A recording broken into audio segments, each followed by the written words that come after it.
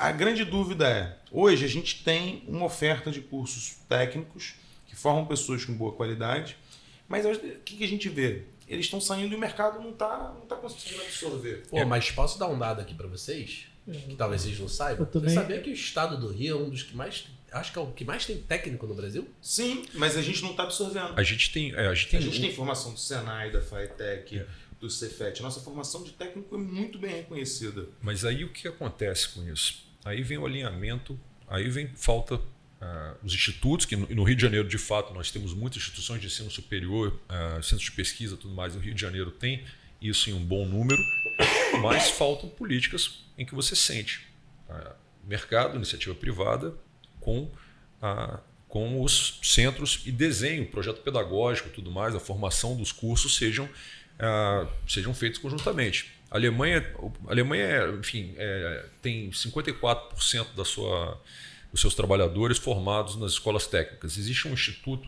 chamado BIB, não sei a pronúncia correta dele em alemão, mas em que tem 470 mil empresas ligadas a esse instituto, governo, sindicatos, as empresas sentam, definem o projeto pedagógico, as empresas têm o direito de participarem dessa discussão, elas ofertam, inclusive, vagas acho que você passa 2 dias na semana na escola, 3, 4 dias na semana nas empresas. Tem um projeto completo de infraestrutura, de formação do profissional que a economia precisa. A maior parte das faculdades lá são técnicas. Mas aí quando não é faculdade, é universidade, a universidade é filosófica. E aí a dúvida... Eu acho que a gente tem que eu acho que a dúvida é essa. Como é que hoje o Estado vê, o Parlamento vê?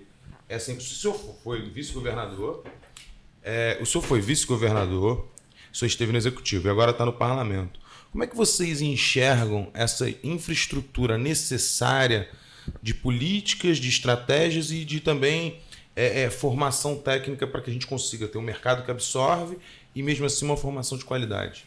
Eu acho que nós não podemos cometer o erro de comparar o estado do Rio de Janeiro com a Alemanha. Não. São culturas absolutamente distintas. E o Rio de Janeiro passa por um processo imenso de desindustrialização. E este é um gravíssimo problema.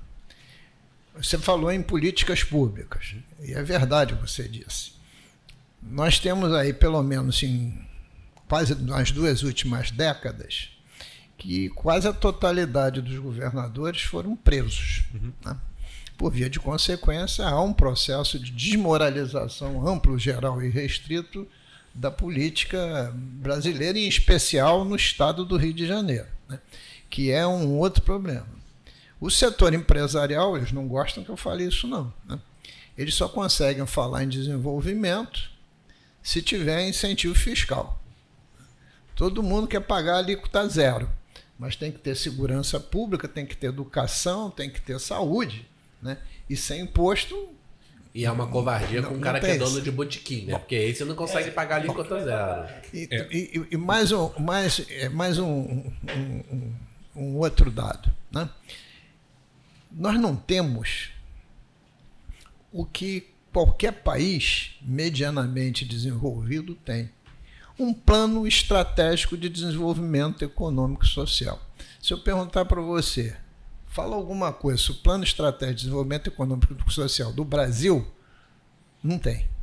No Rio de Janeiro, muito menos. Muito menos. Agratec, é só isso. Somente agora, depois de quase 20 anos, que depois de um trabalho árduo de convencimento, nós conseguimos contratar na Assembleia Legislativa, não foi nem o Poder Executivo, a Universidade Rural, Departamento de Economia e a Federal, né, para construir uma matriz insumo-produto e um sólido banco de dados para começar a simular políticas públicas e impactos orçamentários de qualquer incentivo. Para você ver o tamanho do nosso atraso. Deputado, quando eu falei da Alemanha, é porque sempre me chama a atenção que o ensino técnico no Brasil é de apenas 9%, enquanto a Alemanha é 54%, Suíça 60%, tudo mais. Outros países, na verdade, países desenvolvidos, trabalham muito melhor essa questão do que a gente aqui. Verdade. Com relação ao plano estratégico, a única iniciativa que eu vi consistente realmente é o mapa do desenvolvimento da Firjan, que pelo segundo ciclo propõe uma série de medidas em diferentes... Eles têm 5 pilares. Eu conheço. Em que eles propõem avanços a serem feitos aqui.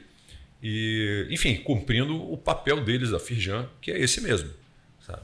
Então, agora, o Estado, o senhor bem disse, a gente tem aqui governadores que, na verdade, eles, pelo que fazem, a gente está vendo isso, nenhuma política é estruturante, nenhuma política é realmente política de Estado, são políticas de um governo, de quem quer, enfim, como se manter na política e até quando vão ficar.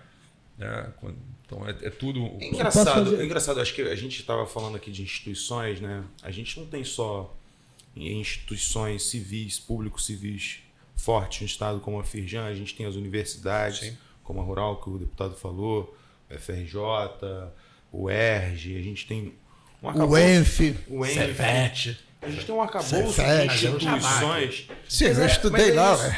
Mas são instituições, se a gente parar para ver, totalmente ligadas à inovação, totalmente ligadas à engenharia, com grande peso nacional, com grande peso nas decisões econômicas. Uma empresa, quando ela vai se instalar aqui, pode ter certeza, ela avalia a quantidade, a capacidade da mão de obra formada que essas instituições entregam, seja pelo Senai na Firjan, seja pelo Cefet, seja pela mão de obra de nível superior das universidades que nós temos. Mas essa barreira hoje da gente ter um público completamente desacreditado, esse risco Brasil, esse risco Rio de Janeiro que a gente fabricou, como é que a gente desembola isso? Isso, por exemplo, o CLP, o Centro de Liderança Pública, ele tem um ranking de competitividade dos estados. O Rio de Janeiro hoje é o 17º, tudo mais. E estão lá nos pilares que eles têm, aonde que estão os problemas. E cada pilar daquele tem as suas... Eles analisam item a item para compor. Ali você começa a ver aonde que a gente está errando mais, sabe? Aonde que tem coisas que a gente... O capital humano do Rio de Janeiro não é ruim, não. A educação, comparativamente. O ensino médio está muito ruim. O ensino médio e o ensino fundamental estão com notas ruins. Esse foi mais um corte do Inova Rio, com os melhores momentos do que aconteceu nesse nosso episódio com esse convidado. Se você gostou, curte e acompanha o episódio inteiro nesse link que está aparecendo aqui do lado. Não deixa de curtir, comentar e seguir a gente em todas as redes sociais. Inova Rio, o seu podcast, o nosso podcast de engenharia e inovação.